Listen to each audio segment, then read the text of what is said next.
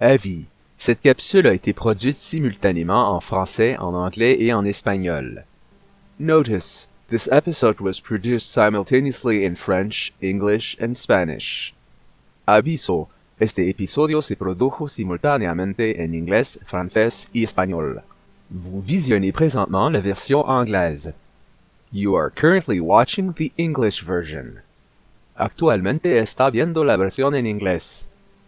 Hello and welcome to Stereotypic STeist. I'm your host, Guy, from the other day. Today we're going to discuss a game that was requested by a subscriber to my channel, which game is both a classic and a cult game, so simple that it is for everyone, regardless of age. In the strategy and puzzle category, that game is Lemmings, developed by DMA Design, originally published for the Amiga by Psygnosis on Valentine's Day of 1991.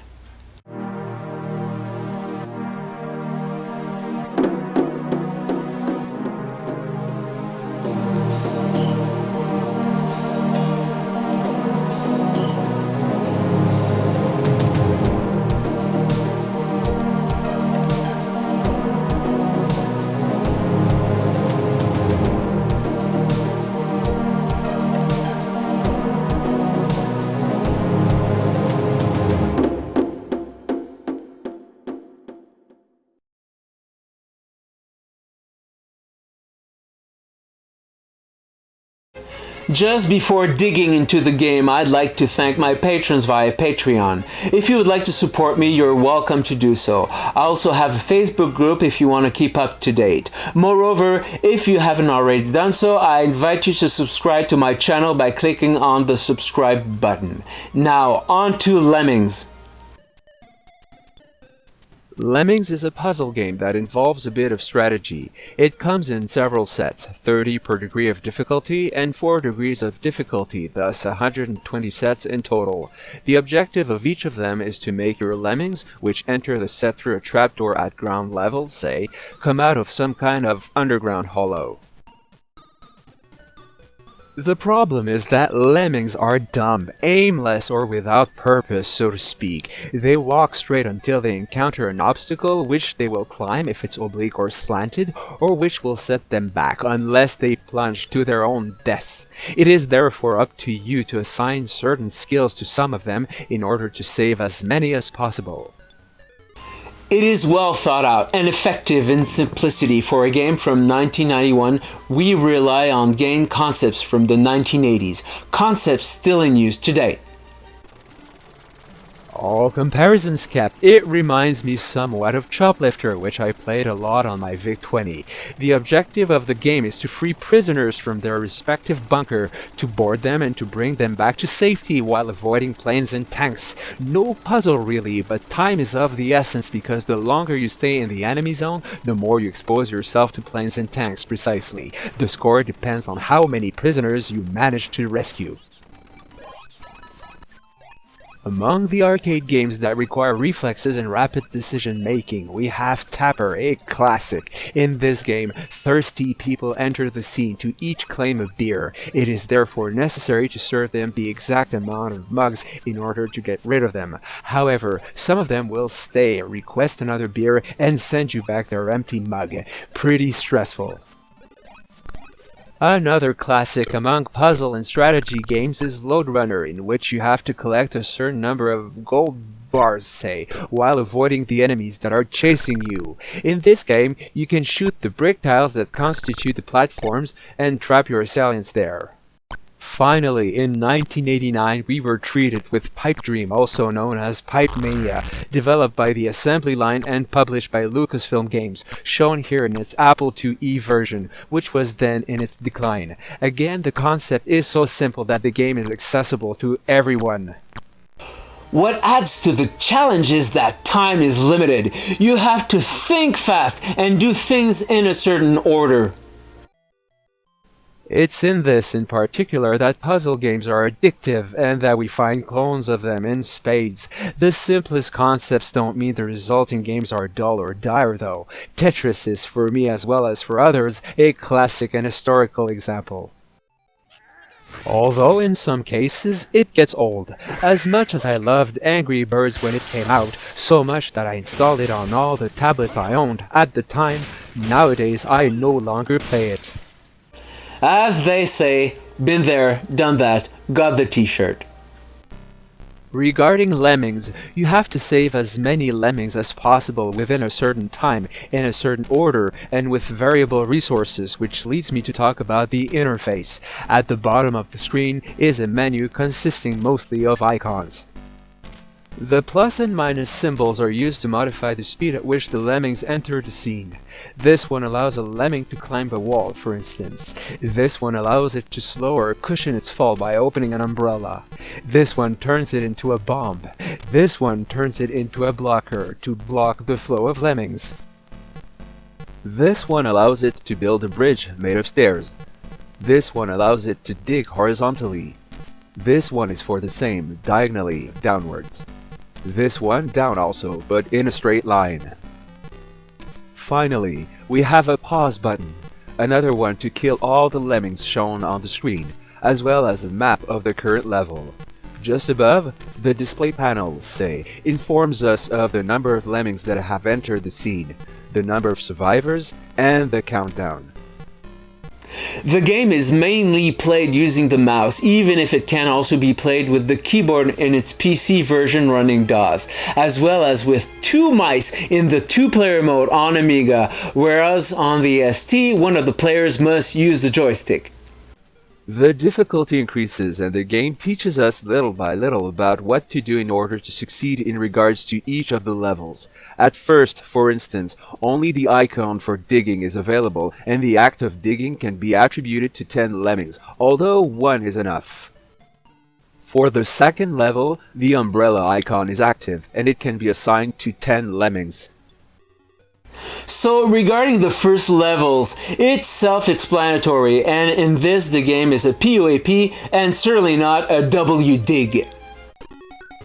It's in the more advanced levels that the game becomes a WDID, or what do I do, because all the icons become available, but not all of them are meant to be selected. This is where the pause icon comes in handy to assess some kind of action plan, because solving puzzles isn't always easy, although today it's pretty well documented on internet for those who take the time to look it up. Now that we've seen how to play, I'll show you a bit how the program works in its ST version. Since the game was adapted from the Amiga version, compromises had to be made, first regarding the number of colors that can be displayed at once, which is 16 out of 512 on the original ST, although the palette is sometimes redefined to show more than 16. It's barely noticeable for a newcomer and it doesn't change the gameplay. A difference lies, however, in the scrolling of the screen when it's necessary to scroll. The ST's screen memory works in 32-bit clusters for 8 pixels, and usually we scroll in chunks of 16 pixels, i.e. 64 bits, and it shows, whereas on the Amiga, we entrust the scrolling to the blitter chip. In terms of sound, the difference is noticeable. The Amiga version combines both music and digitized sound effects, whereas on the ST we usually have to choose between one and the other, as the noise channel cannot be used at the same time as the tone channels, although in the ST version of Lemmings, the sound effects are generated by the tone channels. Before I talk about the other versions, I'll take a moment to delve deeper into the ST adaptation. The Lemming character is a sprite that measures 8 by 8 pixels and which has several frames of animation, not only for walking, but also for actions such as digging, or climbing, or falling. In terms of memory, an 8 by 8 pixel sprite takes up 32 bytes, but you can also have 16 by 16 pixel sprites, which take 128 bytes each. If there are 256 possible animations, we're at 32 kilobytes of memory. But the lemmings can also be facing left rather than right. In addition, when playing 2 instead of 1, the colors of the uniforms and hair are swapped, which brings us to potentially 128 kilobytes of memory for the animations of the lemmings. Also, there are many other animations for the sets, not to mention their size, which often exceed 320 pixels horizontally. The game is therefore, despite itself, quite greedy in terms of memory. Surely we could compress the images using algorithms as we do today, but it was mainly useful for storage.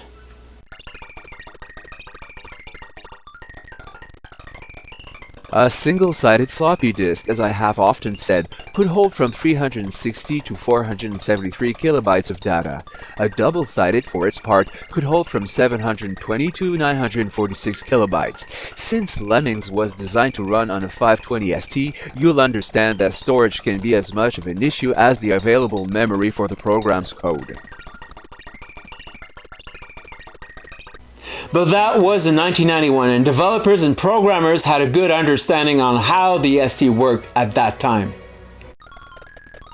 In regards to artificial intelligence and programming, the Lemmings move forward on a shadowy background. The definition of the levels is done mainly in the background, and the hit detection simply depends on the value of the pixel that a Lemming encounters in regards to that background rather than the physical screen. It's for this reason that the player has a certain freedom, such as digging where he wants or building a staircase where he wants. We could certainly have agreed on a pattern to dictate where the Lemmings can or could go, but we cannot know in advance where they will dig, for example. And in this sense, we leave full latitude to the player to transgress the suggested guidelines without them being imposed. It's speculative, but having coded the game myself, I wouldn't have bothered for something more complex. Is the pixel value in memory greater than 0 or less than 1? About the different versions or adaptations of Lemmings, let's start with that of the Amiga. Of course, the comparison may seem unfair given that the game was designed for the Amiga, so we downgraded the game for the ST version, especially in terms of sound.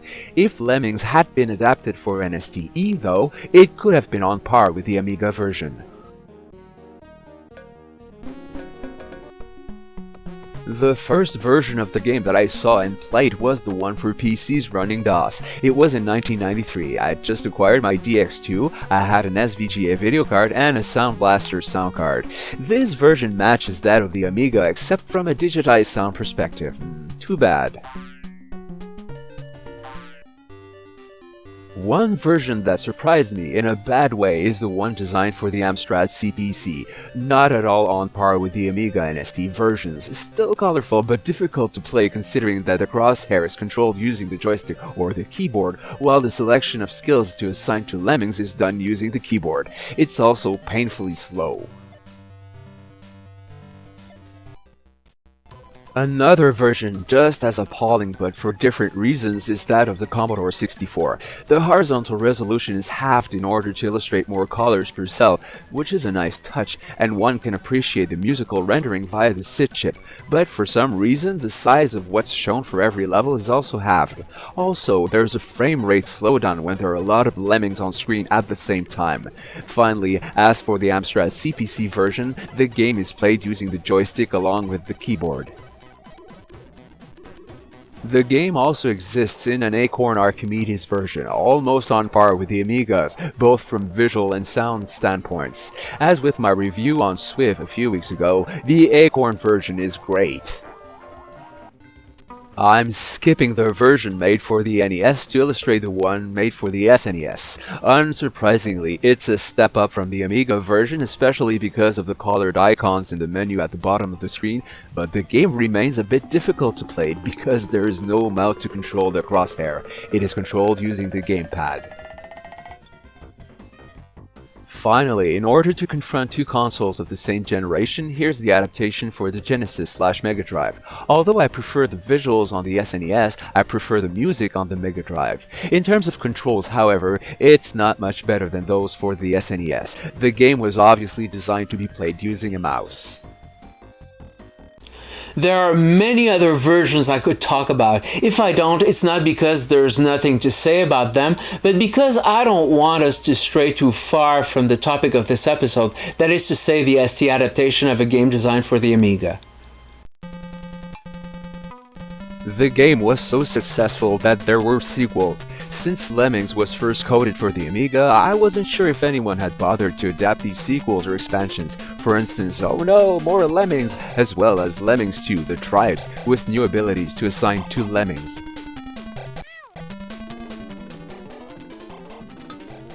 Again, in the latter case, the Amiga version somewhat surpasses the ST version visually and audibly. For example, the scrolling is smoother in the Amiga version, but at least for the ST adaptation, the tone channels are used as much as the noise channel. We only interrupt the music when comes the time to play a digitized sound effect. Excellent sequel. We didn't just copy what preceded, we pushed it further, although it's not a PUAP anymore. Unlike movies, i.e. cinema, I'm usually excited when I'm offered a sequel to a game.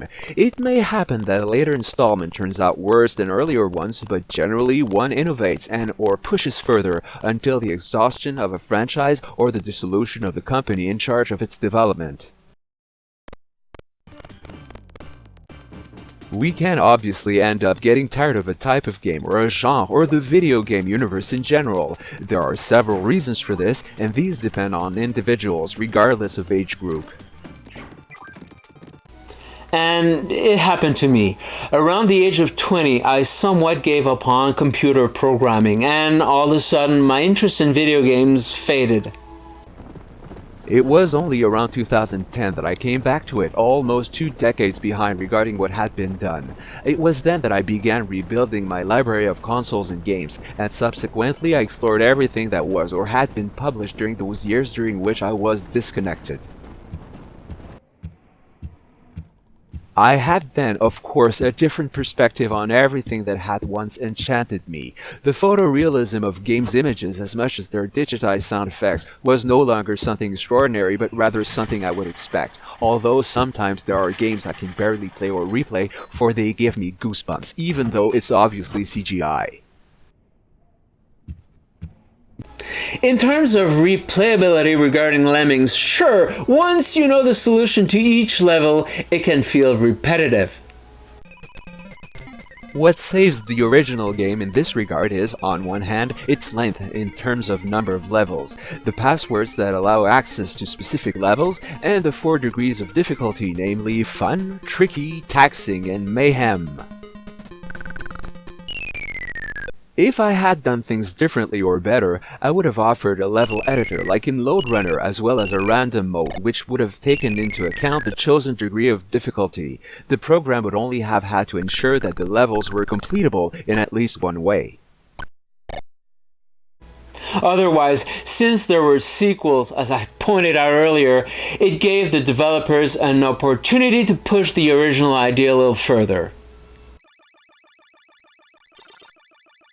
I reiterate that what will make a game a success does not necessarily reside in the graphics, nor the sound environment, nor the music, nor the scenario. A simple idea with no script, basic visuals, and few sound effects can result in a cult game that will not only spawn sequels, but inspire others as well.